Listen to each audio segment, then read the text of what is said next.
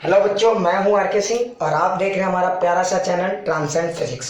तो आज हम लोग डिस्कस करेंगे एक बहुत इंपॉर्टेंट टॉपिक पे जिसका नाम है हमारा स्क्रू गाज, है ना। तो कुछ लोग सोच रहे होंगे सर ये टॉपिक क्या है। ये टॉपिक बेसिकली ठीक है हमारा एक मेजरिंग डिवाइस पर बेस्ड है और इसका कंपटीशन से बहुत ही गहरा रिश्ता नाता है। लेकिन जरा ठहरो, ये टॉपिक को स्टार्ट करने से पहले ये समझे कि ये डिवाइस आखिर क्यों हमारे लिए इतना यूजफुल है। पहले ये समझिए, आप इस गेम को समझना अगर चाहते हो तो पहले ये समझिए आपके पास जो स्केल है, आपके बैग्स में जो स्केल है, आपके इंस्ट्रूमेंट बॉक्स में जो स्केल है वो एक नॉर्मल स्केल है। उसकी अगर लिस्ट काउंट को आप देखेंगे तो आपको पता चलेगा कि उस स्केल का जो लिस्ट काउंट है वो 1 mm है ना। तो उस स्केल की लिस्ट काउंट कितनी है? 1 mm। अच्छा, उस 1 mm से आप बहुत सारी चीजों को तो मेजर कर सकते हो जो प्रैक्टिकल लाइफ में ठीक है काम आती है। लेकिन सोचो अगर आपको कभी मन कर गया कि मैं अपने बाल के थिकनेस को मेजर करूं, तब क्या वो स्केल काफी पड़ेगा? नहीं, क्योंकि आपका बाल का थिकनेस 1 mm से भी कम है। तो उस सिचुएशन में वो स्केल आपके लिए काफी नहीं पड़ता है।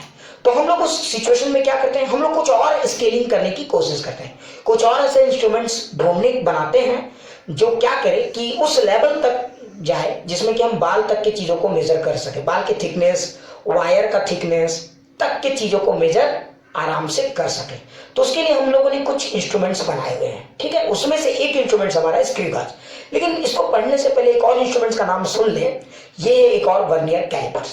तो ये 3 स्केल में क्या खासियत है, इन तीनों स्केल को हम बारी बारी से पहले आपको समझाते हैं। देखिए हमारे पास एक स्केल है नॉर्मल स्केल। नॉर्मल स्केल का हम थोड़ा सा पिक्चर को जूम करके समझा रहे हैं ताकि आप पूरा गेम को समझें।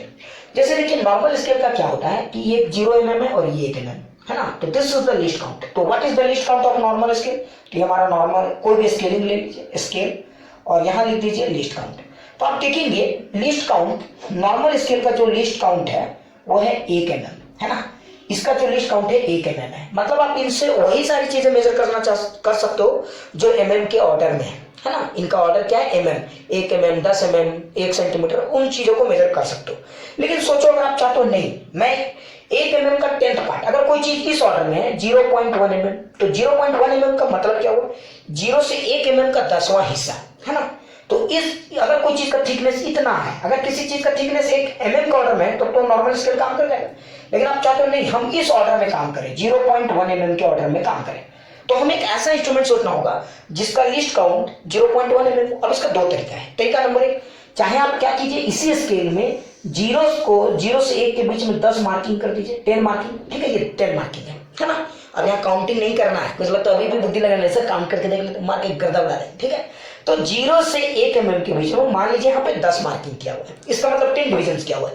तो अगर 10 डिविजन किया हुआ है तो हम ऐसा कर सकते थे। तो देखिए अगर 10 डिविजन में डिवाइड कर दिए तो ये जो एक छोटा सा गैप है यही हम कह सकते थे 0.1 mm है ना।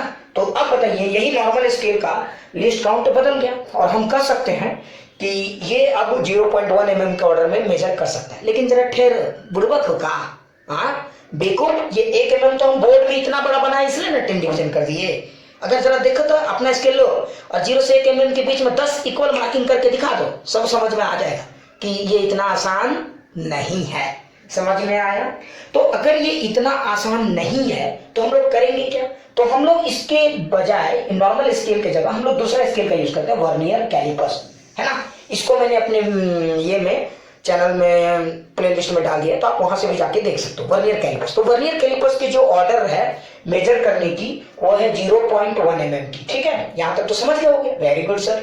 लेकिन सोचो अगर आप चाहते हो नहीं सर 1 mm का हम 100वां हिस्सा मेजर करें, हम इससे भी छोटा लिस्ट काउंट चाहते हैं, तो कुछ लोग बोलेंगे सर 0 से 1 mm लिख देते हैं, ठीक है। तो हम अगर चाहते हैं इससे भी कम लिस्ट काउंट में मेजर करें तो 0.01 mm। अब इस ऑर्डर में अगर आप किसी लिस्ट काउंट चाहते हो, ठीक है, तो बताइए क्या करेंगे। अब फिर से सोचिए 0 से 1 mm लेंगे और इसका 100 इक्वल पार्ट्स कर सकते थे, 100 इक्वल पार्ट्स, तो 100 डिवीजन कर दीजिए। तो अगर 100 डिवीजन करेंगे तो उसमें से जो एक पार्ट आएगा वो 1 mm का 100 डिवीजन होगा, तो ये हमारा लिस्ट काउंट हो जाएगा 0.01 mm है ना। तो ये तो बड़ा अच्छा चीज है। अरे देखो अभी पहले ही मैंने बताया कि 0 से 1 mm के बीच में आप 10 मार्किंग तो कर नहीं पाए, तो 0 से 1 के बीच में आप 100 मार्किंग कर पाओगे? हाँ, ये तो समझाने के लिए मैंने इतना बड़ा बड़ा पिक्चर ले लिया। क्या mm इतना बड़ा होता है? अपने मन से जो लेंगे वो होगा, mm तो इतना छोटा सा। अब आप सोचो इतनी सी चीज है उसमें 10 मार्किंग करना है, वो आपके बस की बात नहीं है, तो 100 तो भूल जाओ, आपका भूत भी नहीं कर पाएगा। ठीक है, समझ में आया? तो ये थोड़ा सा इम्पॉसिबल है। तो सवाल है कि 0 से के और 1 mm का 100वां हिस्सा अगर हमको देखना है तो हम किस तरह के इंस्ट्रूमेंट का यूज करेंगे। तो अगर आपको इस ऑर्डर में रेंज चाहिए, इस ऑर्डर का लिस्ट काउंट चाहिए, तो आपको एक डिवाइस का यूज करना पड़ता है जिसको हम लोग बोलते हैं स्क्रू गाज। समझ में आया? यही है हमारा स्क्रू गाज। क्लियर हो गया? अच्छे से समझना आ गया होगा। अब जरा समझिए, स्क्रू गाज का ये है, लेकिन जरा देखिए इसमें कुछ खास बात है। स्क्रू गाज को एक और नाम से जानते हैं, इसको बोलते हैं माइक्रोमीटर, है ना। कुछ लोग इसको माइक्रोमीटर बोलते हैं। क्यों आप बोलते हैं स्क्रू गाज को माइक्रोमीटर, ये समझते हैं। आप इस डाटा को देखिए, अगर आप इस डाटा को देखेंगे तो इसका जो लिस्ट काउंट है वो 0.01 mm है ना। अगर आप इसके ऑर्डर को बदलिए तो देखिए mm का मतलब 10⁻³ है ना, और ये है 10⁻²। अगर आप देखेंगे तो 10⁻5 मीटर। अगर आप चाहो तो इसको 10 इंटू 10⁻6 मीटर भी लिख सकते हो, और 10⁻6 कितना होता है, 10 माइक्रोमीटर। आप ध्यान से देखिए, स्क्रू गाज का जो ऑर्डर है वो माइक्रोमीटर के रेंज में है। आपने ध्यान दिया?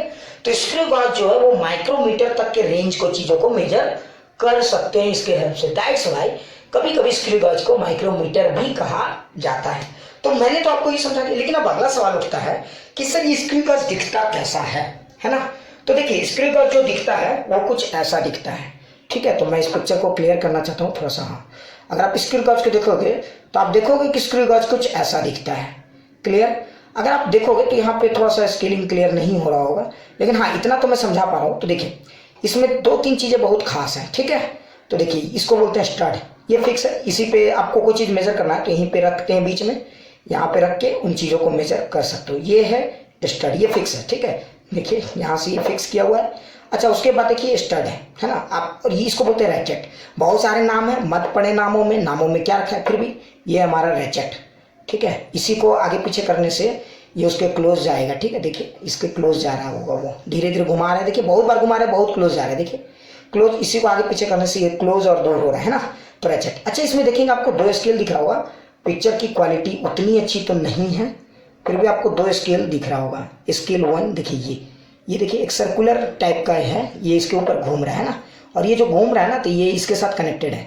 तो ये जब सर्कुलर पार्ट इधर दूर जाएगा तो ये भी इससे दूर जाएगा, और जब ये सर्कुलर पार्ट इधर आएगा तो ये भी इसके क्लोज आएगा, है ना।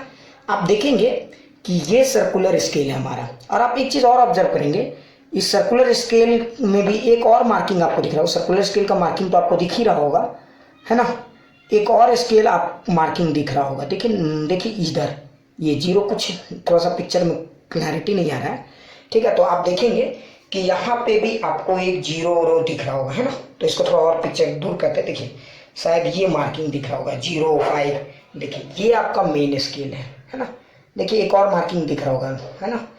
तो देखिए अब दिख रहा है मार्किंग, तो एक और मार्किंग दिख रहा होगा। तो देखिए 2 मार्किंग है, एक इधर है, एक ऐसे मार्किंग किया हुआ और एक ऐसे मार्किंग का। इस मार्किंग को बोलते हैं सर्कुलर स्केल और इस मार्किंग को बोलते हैं मेन स्केल। ठीक है, अब इसमें मार्किंग कैसे डिसाइड होता है वही मैं आपको अभी बताऊंगा, पहले समझ में आ गया। तो ये है आपका स्क्रू गाज। ठीक है, क्लियर। इसमें 4 मेन नाम है, आपको कुछ याद नहीं रखना है। मेन एक रैचेट है, 2 ही आप याद रखिए, एक सर्कुलर स्केल और एक मेन स्केल, बाकी गया भाड़ में। ठीक है, चलिए अब सवाल उठता है सर ये तो समझिए, अब अगला वर्ड है, इस टॉपिक को पढ़ने से पहले एक और वर्ड हमें समझना होगा, दैट इज कॉल्ड पिच। ठीक है, तब हम लोग इस स्केल को बहुत ही अच्छे से एक्सप्लोर कर पाएंगे। तो चलिए अब हमारा अगला पॉइंट है कि पिच क्या है और इसको एनालाइज कैसे करते हैं। तो चलिए हम लोग इस गेम को समझने के लिए मैं आपको बताता हूँ पिच क्या है। ठीक है, तो चलिए अगला टॉपिक है हमारा पिच। हाँ, तो किसी को कंफ्यूजन, बिल्कुल समझ में आ गया होगा पूरा खेल।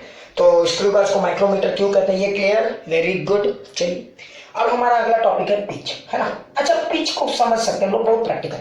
आप सोचिए आपके पास एक रॉड है और उस रॉड में थ्रेडिंग किया हुआ है और उसके ऊपर एक नॉट आप मूव करा सकते हो, घुमाते हैं। जैसे एक रॉड के ऊपर नट तो घूम नहीं सकता, एक रॉड है, ठीक है, और उसके ऊपर थ्रेडिंग किया हुआ है। जैसे इस तरह का एक रॉड है, आप इमेजिन कीजिए, है ना, एक इस तरह का रॉड है और इसके ऊपर थ्रेडिंग किया हुआ है, इस तरह का एक थ्रेडिंग किया हुआ है। ठीक है, आपने ध्यान दिया, ये थ्रेडिंग किया हुआ है। अच्छा, इस रॉड के ऊपर थ्रेडिंग किया हुआ है और इसी रॉड के ऊपर एक नट है, ठीक है, सर्कुलर टाइप का स्ट्रक्चर, एक नट है, ध्यान से देखिए, ये नट है और ये सर्कुलर नट है जो इसके ऊपर घूमने के लिए बेताब है। ठीक है, अब आप सोचिए अगर कोई रॉड के ऊपर थ्रेडिंग किया हुआ है, उसके ऊपर नट है, तो आप बताइए क्या होगा। आप जब उस नट को घुमाएंगे, थ्रेडिंग कैसा रहता है आप देखिए, और उस थ्रेडिंग को आप इस ढक्कन से भी एनालाइज कर सकते हैं। तो मैं इस ढक्कन को देखिए, ये थ्रेडिंग्स है ना। तो मैं भी देख लेता हूँ थोड़ा सा पिक्चर आ रहा है कि नहीं आ रहा है ना। सो ध्यान से देखिए, आपको थ्रेडिंग्स क्लियर दिख रहे होंगे है ना। तो देखिए ये सब थ्रेडिंग्स हैं, देखिए थ्रेडिंग्स, इसी के ऊपर तो आपका ढक्कन घूमता है कि नहीं। अच्छा अब आप सोचिए, तो जब आप इसके ऊपर ढक्कन घुमाते हो, ध्यान से देखना, जब इसके ऊपर आप ढक्कन घुमाते हो तो क्या होता है। आप सोचो, जब एक रॉड है और उसमें थ्रेडिंग्स क्या हुआ है तो क्या होगा। जब आप उस रॉड को एक कंप्लीट रोटेशन देते हो, सॉरी ये नट को एक कंप्लीट बार घुमाओ, अच्छा जब नट को एक बार कंप्लीट घुमाओगे तो क्या करेगा, चाहे इधर जाएगा या इधर जाएगा। तो वन कंप्लीट रोटेशन में नट कुछ तो डिस्टेंस कवर करेगा, और वन कंप्लीट रोटेशन में नट जो डिस्टेंस कवर करता है, आगे हो या पीछे हो, उसी को हम लोग पिच कहते हैं। समझ में आ गया। तो देखिए अगर आप इस नट को घुमाएंगे तो वन कंप्लीट रोटेशन, तो वन कंप्लीट रोटेशन है ना नट का। अगर आप इसको एक कंप्लीट रोटेशन घुमाओगे तो ये देखो यहां आ जाएगा, ये नट कहां आ जाएगा, एक कंप्लीट रोटेशन घुमाओगे तो ये यहां आ जाएगा। तो देखो ये नट ने एक कंप्लीट रोटेशन घुमाने से ये नट का पोजीशन बदल के यहाँ हो गया। तो देखो इसने कुछ डिस्टेंस कवर किया है कि नहीं।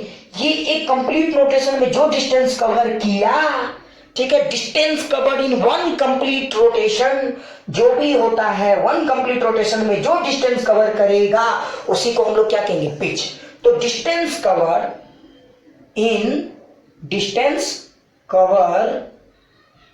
इन one complete rotation is equal to pitch. यही हमारा पिच है। समझ में आया।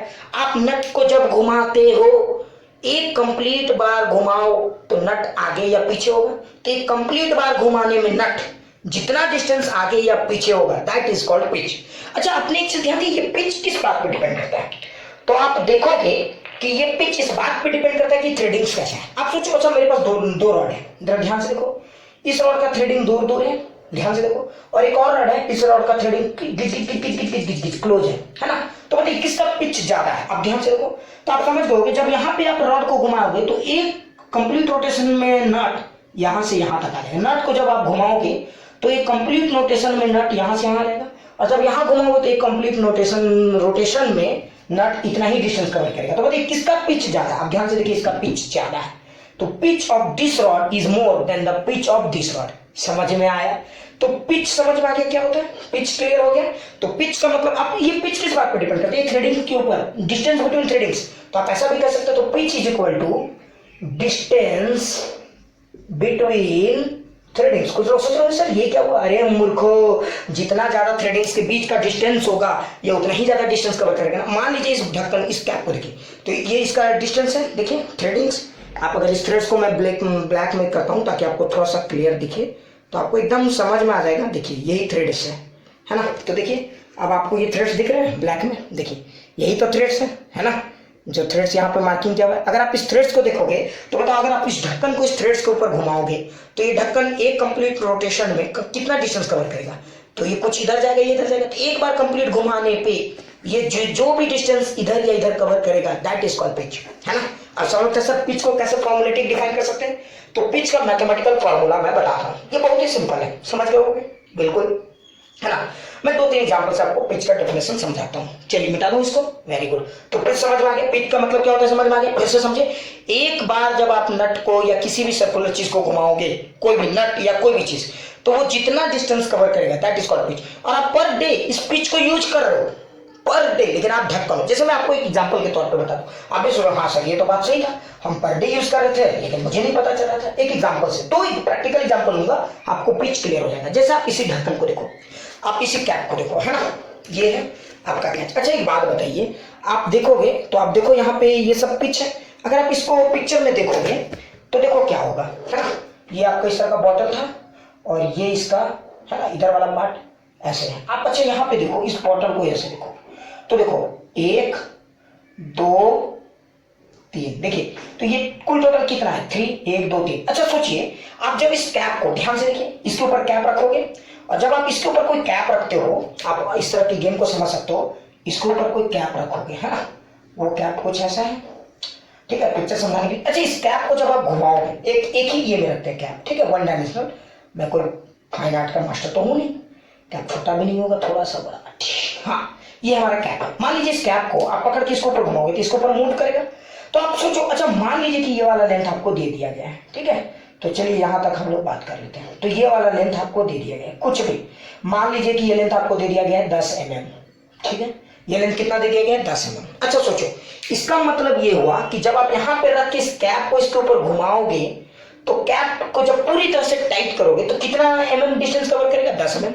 तो टोटल डिस्टेंस कितना कवर किया, ध्यान से देखिए, तो टोटल डिस्टेंस 10 mm है ना, 10 mm। लेकिन एक बात बताओ, ये जो 10 mm डिस्टेंस कवर किया, क्या एक रोटेशन में किया है? नहीं। अब ध्यान से देखो, इसमें कितना रोटेशन किया है, एक, देखो 1 2 3 4, यानी कि जब इस कैप को आपने 4 बार घुमाया, 4 बार घुमाया, तब ये जाके 10 mm डिस्टेंस कवर किया है, यानी 4 सर्कुलर टर्न।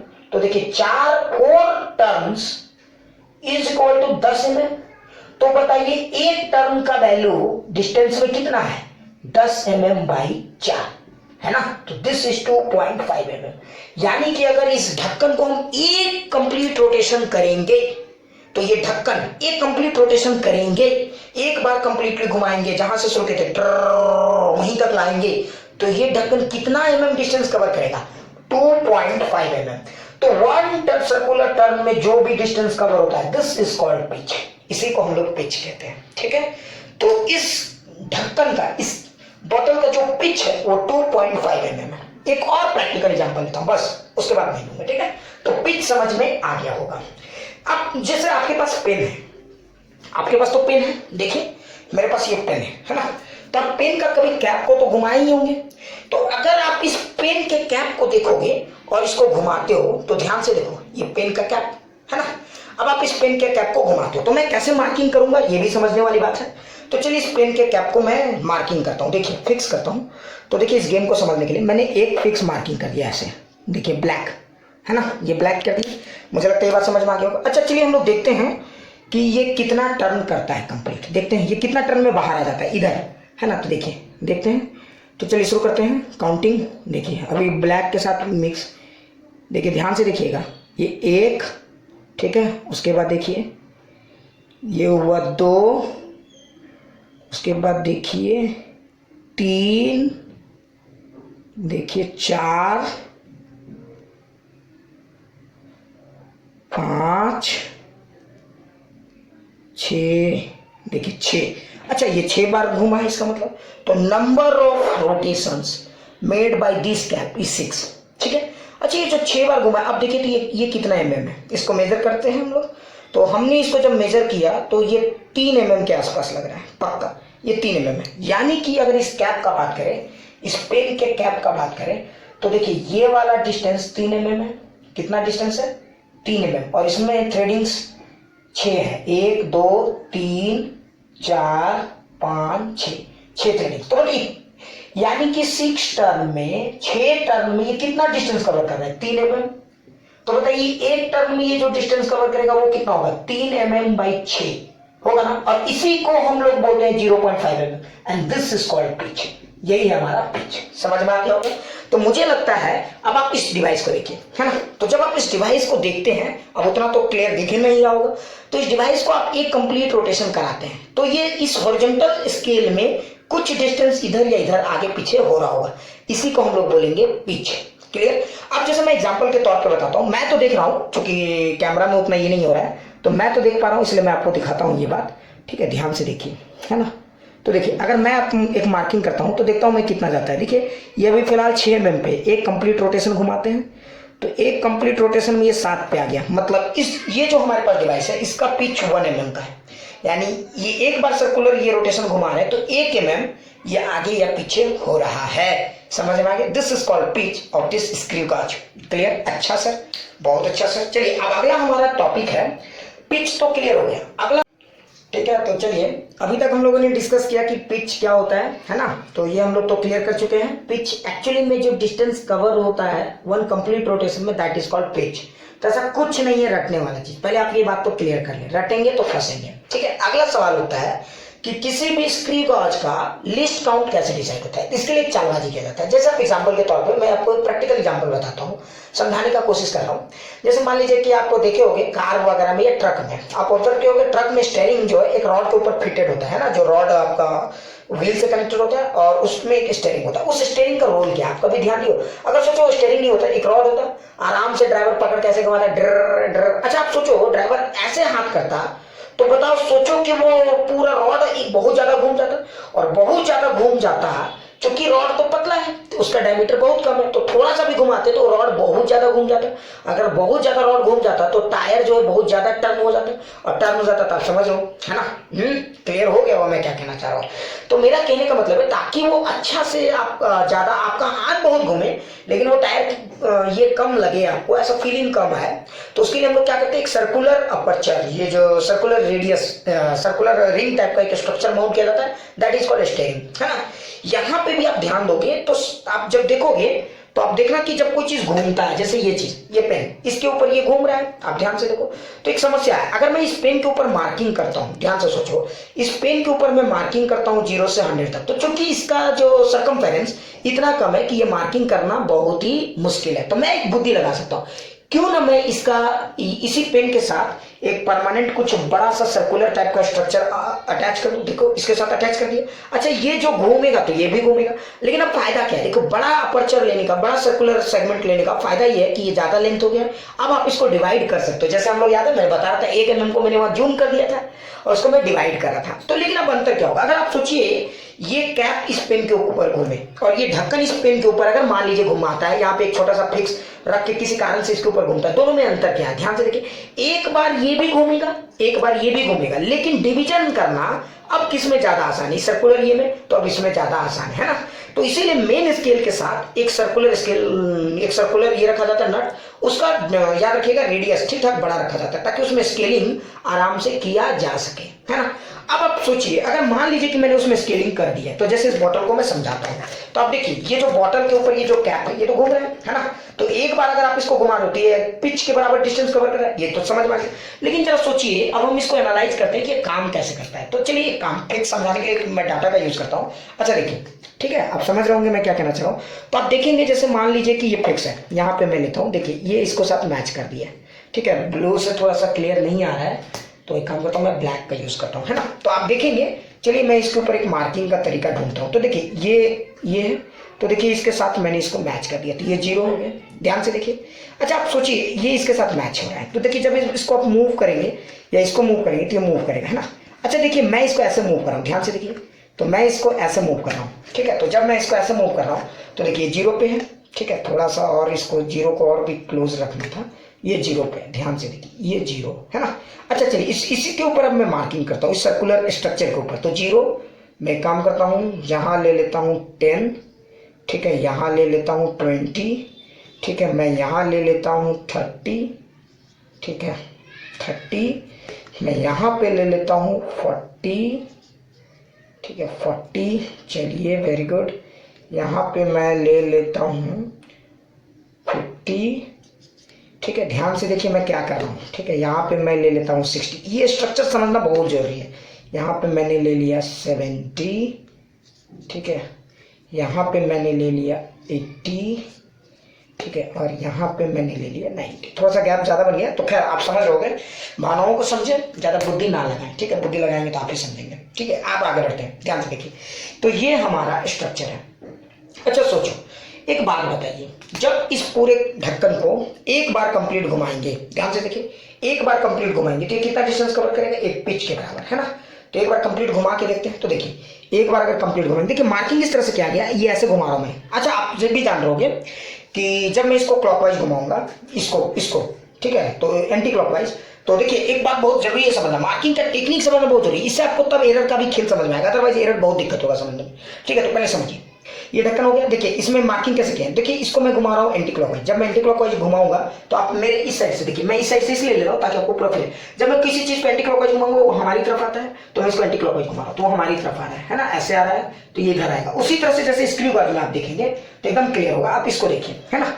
तो आप देखिए इसको आप एंटी क्लॉकवाइज घुमाते हैं, ठीक है। तो ये देखिए इसको मैं एंटी क्लॉकवाइज घुमा रहा हूँ, तो जब मैं इसको एंटी क्लॉकवाइज घुमा रहा हूँ तो देखेंगे कि ये वाला पार्ट स्टड से थोड़ा दूर हो रहा है। ध्यान से देखिए, देखिए आपको डिस्टेंस कवर दिखेगा एकदम, और तेज घुमा रहा हूँ तो देखिए डिस्टेंस आपको कवर दिखेगा, है कि नहीं। तो देखिए स्टड से दूर हो रहा है, और क्लॉकवाइज घुमाएंगे तो इधर जा रहा है। मतलब ये हुआ कि जब मैं इसको एंटी क्लॉकवाइज घुमाऊंगा तो ये इधर आ रहा है ना, ये एक पार्ट फिक्स मान लीजिए, इधर ये रॉड निकला हुआ है, ये प्लास्टिक से एक रॉड निकला हुआ है, इधर भी ऐसा कुछ है यू टाइप का। तो जब आप इसको एंटी क्लॉकवाइज में घुमाएंगे, ठीक है, तो ये ऐसे होते हुए आएगा, ठीक है, और ये इधर से दूर हो जाएगा, ठीक है। अब आप जरा सोचिए, इस स्ट्रक्चर को मैं थोड़ा सा जूम करके बताता हूं। आप सोचिए अब क्या होगा। तो अगर एक पूरा कंप्लीट रोटेशन, देखिए इसके साथ मैच करा, तो एक कंप्लीट रोटेशन घुमाऊंगा तो देखिए हाँ ये, तो ये जो डिस्टेंस कवर किया ये हो गया पिच। लेकिन सोचिए इसको तो मैंने 100 पार्ट में डिवाइड कर दिया। अब आप सोचिए एक बार घुमाए, एक पूरा कंप्लीट रोटेशन किए, तो चाहे इधर या इधर गया, है ना। तो सोचिए अगर मैं इसको हाफ 50 मिला के मिलाता, जैसे मैं इसको 0 से 50 मिला के मिलाता, तो ये कितना डिस्टेंस कवर करता। तो देखिए अगर मैं इसको 0 से 50 मिला के मिलाता तो सोचिए कितना गया है। सोचिए जब एक पूरा कंप्लीट रोटेशन, ध्यान से सुनिए, 1 कंप्लीट रोटेशन कितने के बराबर हो, तो 1 कंप्लीट रोटेशन करने पे वो कितना आगे पीछे मूव किया, तो दैट इज कॉल्ड पिच। यही हमारा पिच है।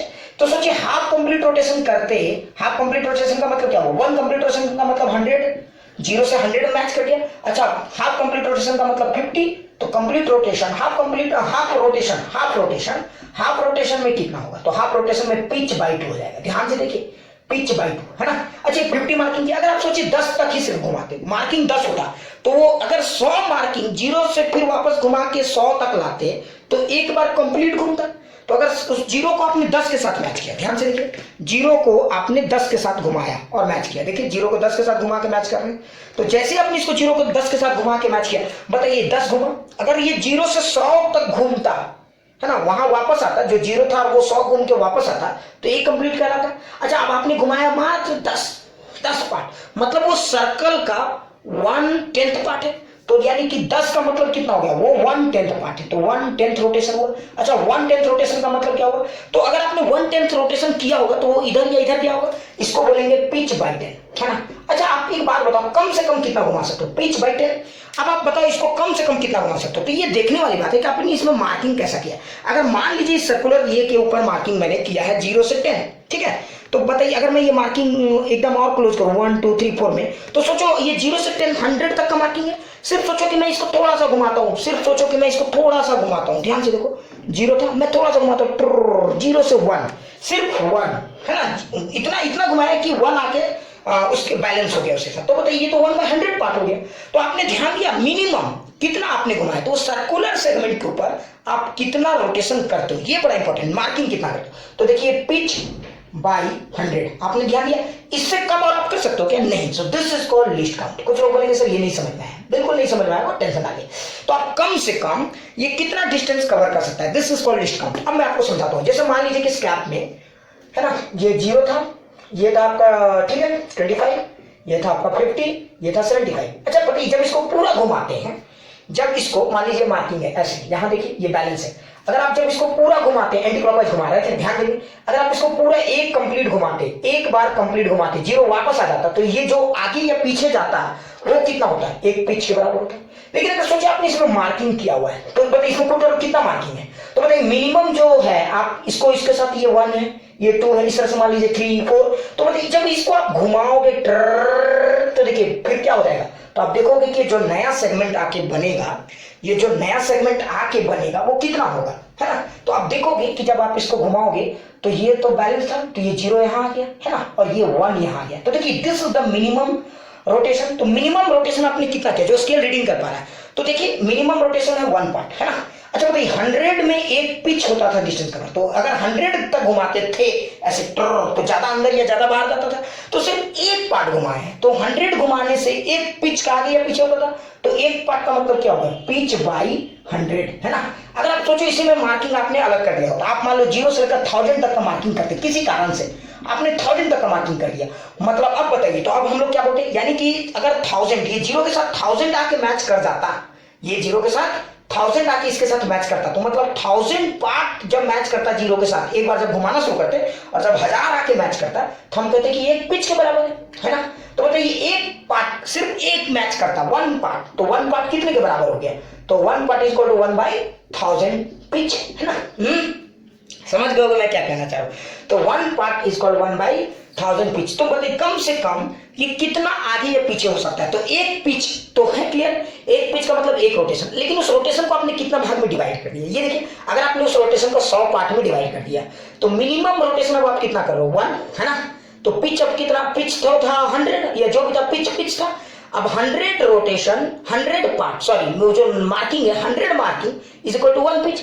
तो 1 मार्किंग जो अब मैच करेगा घुमाने पे तो कितना हो जाएगा, तो 1 पिच बाई 100। समझ में आ गया, this is called list count. अच्छा अगर नहीं समझ में आया तो कोई बात नहीं, एक और एग्जांपल से समझा। तो लिस्ट काउंट क्या समझ में आ गया, तो लिस्ट काउंट वो दूरी है, ठीक है। तो लिस्ट काउंट अगर आप सोचोगे तो जब हम किसी चीज को घुमाते हैं, ठीक है, तो उसको समझ में आ रहा है, सर्कुलर अपर्चर को सिर्फ एक घुमाते हैं, एक पार्ट, तो कितना डिस्टेंस आगे या पीछे होता है, that is called list count. यानी उसी में हम क्लियर कर सकते हैं। जैसे एक और न्यूमेरिकल समझाता हूं मैं आपको, क्लियर, तो आपको शायद ये गेम बहुत अच्छे से समझ में आए। मैं 2 न्यूमेरिकल आपको क्लियर कराता हूं, ठीक है। जैसे सपोज कीजिए मेरे पास एक इस तरह का रॉड है, ठीक है। जैसे ये रॉड है, ध्यान से देखिए, 2 न्यूमेरिकल कराता हूं आपको बेहतरीन से, ठीक है।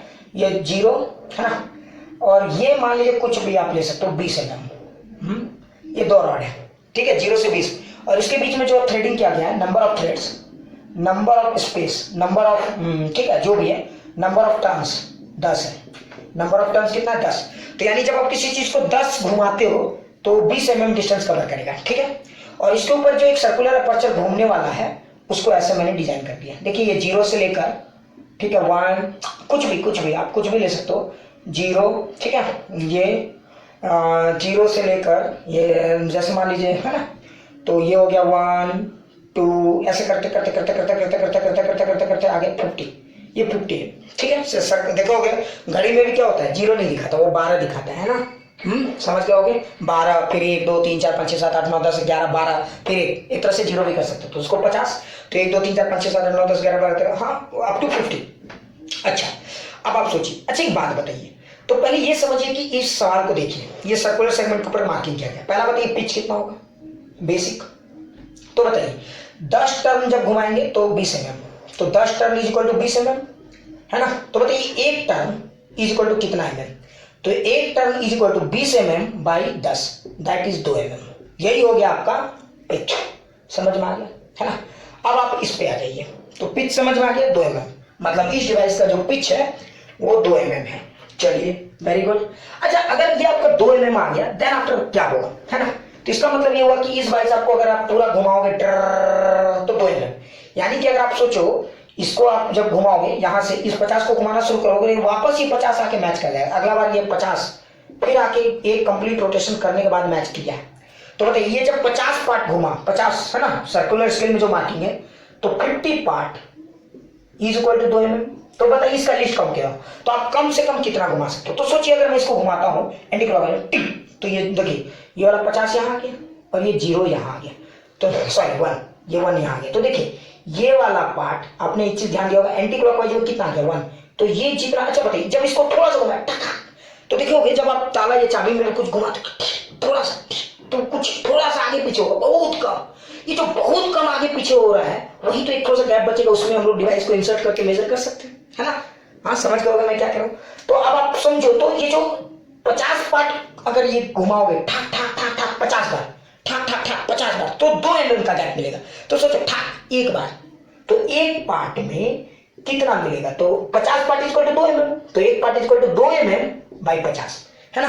तो एक बार घुमाओगे ठाक, तो ये थोड़ा सा आगे होगा ठचा, तो ये जो पार्ट हुआ this is called 1/25 mm, this is called list count. यही है हमारा लिस्ट काउंट। आई होप कि समझ गए होगे, है ना। तो ये हमारा हो गया लिस्ट काउंट। या आप इसको मेजर भी कर सकते थे, जैसे आप इसको भी 2 से मल्टीप्लाई कर देते, इधर भी 2 से, तो देखिए 4 mm by 100। So list count आपका कितना आता है, तो ध्यान से देखिए लिस्ट काउंट आता है इस डिवाइस का 0.04 mm। This is the least count of this device. समझ में आ गया होगा, ठीक है। चलिए एक और सवाल हम कराते हैं, हाँ इस बार थोड़ा सा ट्राई करते हैं, ठीक है। थोड़ा सा ध्यान से देखते हैं, इसका अच्छे से देखते हैं। टेंशन नहीं लेना है। किसी को टेंशन हो रहा है का? ठीक है, बहुत कैजुअली बोल रहे हैं, फास्ट कोशिश तो नहीं कर रहे हैं बोलने का, कभी कभी हो जाता है। ठीक है, चलिए एक और सवाल करते हैं। जैसे मान लीजिए एक और रॉड है, ये 0, ये 10 में, इसके बीच में नंबर ऑफ टर्न्स आपको दे दिया गया है, नंबर ऑफ टर्न्स है ना, आपको दे दिया गया है 20। सोचिए, ठीक है, मतलब थ्रेडिंग्स 20 ये किया गया है, ठीक है। और इसके ऊपर एक सर्कुलर अरेंजमेंट भी है, बट वो जो सर्कुलर अरेंजमेंट है उसका पिक्चराइजेशन ऐसे किया है, ध्यान से देखिए, टिक टिक टिक टिक टिक टिक टिक टिक टिक, ठीक है, कुछ भी इस तरह से किया गया है। ये यहाँ पे देखिए मैक्सिमम वाला ही मैं लिख देता हूँ। मान लीजिए कि ये आपका किया गया है 100, ठीक है। अब सवाल क्या है, आपको पहले बताना है पिच क्या होगा, और दूसरा बताना है इस पूरे स्क्रू गाज का लिस्ट काउंट क्या होगा, है ना। तो आज हम लोग इतना ही करेंगे, और अगले क्लास में हम लोग zero error, negative error, positive errors पर कुछ अच्छे न्यूमेरिकल्स कर लेंगे, ठीक है। एरर और स्क्रू गाज से कैसे एक्सपेरिमेंट का रीडिंग करते हैं, तो कोई टेंशन बिल्कुल नहीं, वेरी गुड। अच्छा सोचिए, अब मुझे पिच निकालना। एक बात बताइए, 20 टर्न घुमाने से कितना चाह है, कितना आगे पीछे हो रहा है, 10 mm। तो 20 turn is equal to 10 mm, है ना।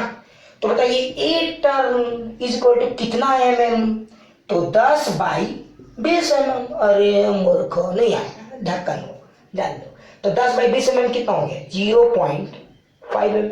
तो दिस इज कॉल्ड पिच।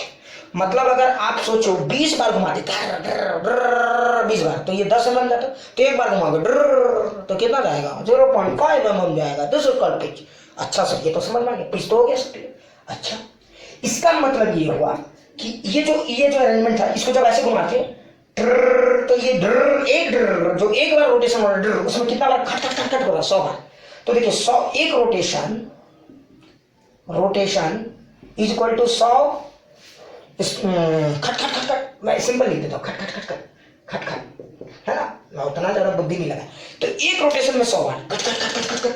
तो अगर 100 खट खट हो रहा था, तो 100 खट खट करने से 100 बार खट खट खट खट खट, तो 100 खट खट करने से ये कितना डिस्टेंस कवर कर रहा था, तो 100 खट खट करने से हमारा आया था 0.5 mm। तो बताओ 100 खट खट कर रहे थे, खट खट खट खट खट खट खट, तो एक रोटेशन होता तो आगे पीछे जाता या फिर।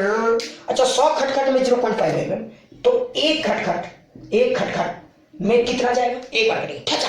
तो सिर्फ इसको इस तरह से घुमाएंगे कि ये वाला 1 यहाँ आ जाए, तो अगला जो आएगा ऐसा कुछ, है ना, ये जिसके ये 100 इधर आ जाए, और ये तो ये एक बार जो खट खट की है, तो कैसे घुमाए, खटा, एक बार खटा, समझ में आ रहा है, एक बार घुमाए खटा। तो एक बार घुमाने से ये थोड़ा बहुत आगे पीछे हो, that is called the least count. अब वो जो थोड़ा बहुत है, सोचो तुम ही लोग, इसको मैं एक काम करता हूँ, ये हमारे इस पास स्क्रू गाज है, ये पूरा इसके साथ अटैच है, ध्यान से देखो, है ना, ये इसके साथ अटैच है। अब आप जरा ध्यान से देखो, ये इसके साथ अटैच है, पूरी तरह से देखो, कोई गैप नहीं है, ध्यान से देखो, कोई गैप नहीं। लेकिन सोचो एक बार मैं काम करता हूँ, थोड़ा सा ये इसके साथ बैलेंस है, 0 के साथ ये बैलेंस है ना, थोड़ा सा एक बार घुमाता हूँ, देखो थोड़ा सा, देखिए ये गैप आपको पता भी नहीं चला, ये जो थोड़ा सा गैप है ना, that is called list count of this device, है ना। ये उतना तक लिस्ट काउंट को कर सकते हैं, ये थोड़ा सा गैप। देखिए अब थोड़ा सा गैप आपको दिखने लगा होगा, तो ये देखिए 0 पॉइंट थोड़ा सा गैप है, एकदम माइन्यूट सा, पता भी नहीं चला होगा, ये गैप आपको शायद अब दिख रहा होगा, है ना। तो मेरा कहने का मतलब समझ, एक बार घुमाएंगे खटाक, तो एक खटाक में ये कितना डिस्टेंस कवर करेगा, तो बताओ 100 खटाक में 0.5 mm आगे पीछे होता है, तो एक खटाक में ये कितना mm आगे पीछे होगा, तो 0.5 mm बाई 100। तो अगर आप इसको करोगे तो ये कितना हो जाएगा, 0.005 mm। So this is called the least count, ये इसका लिस्ट काउंट है। और आप देखोगे कि ऑर्डर फिर से माइक्रोमीटर के रेंज में, समझ में आ गया होगा मैं क्या कह रहा हूँ, दैट्स व्हाई। सो ये है हमारा बेसिक। तो मुझे लगता है ये बात मैंने समझा दिया, पिच क्या होता है और least count of screw gauge क्या होता है, ठीक है। तो अगर आपको थोड़ा और ज्यादा एक्सप्लोर करना है तो बने रहिए आप हमारे साथ, ठीक है, नेक्स्ट वीडियोस के लिए। चलिए धन्यवाद।